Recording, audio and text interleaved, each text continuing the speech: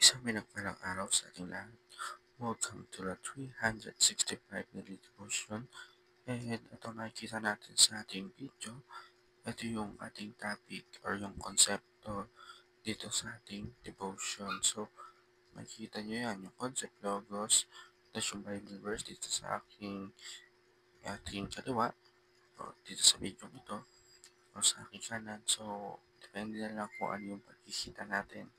So, ito pa rin yung pagpapatuloy ng series na Seminary Edition na patungkol sa Word of God. So, may iba't iba itong topic. Seminary Edition, yun, kaya nga ito, Seminary Edition, topic natin, Logos para itong seminar. So, napakaswerte na natin dahil napakinig tayo nito. Libre lang. Sa mga may cellphone ka, load or mag-connect ka sa kapwa mo, mapanood pakikyan mo na to.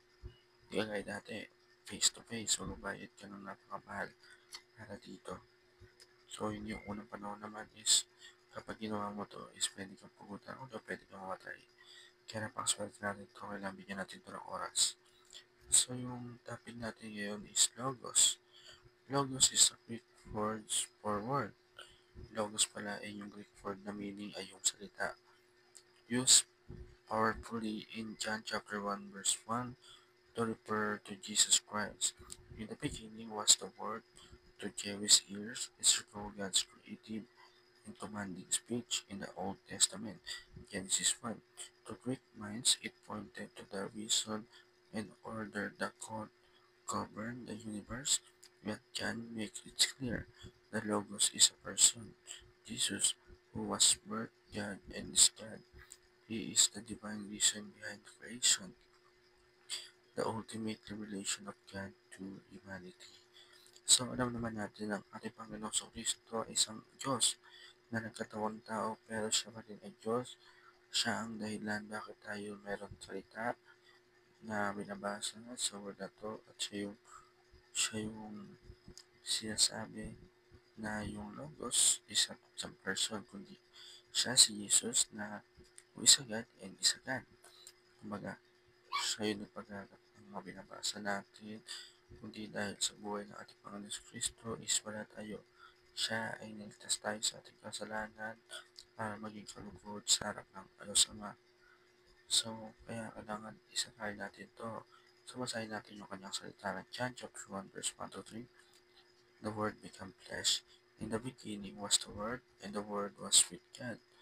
And the Word was God. He was with God in the beginning.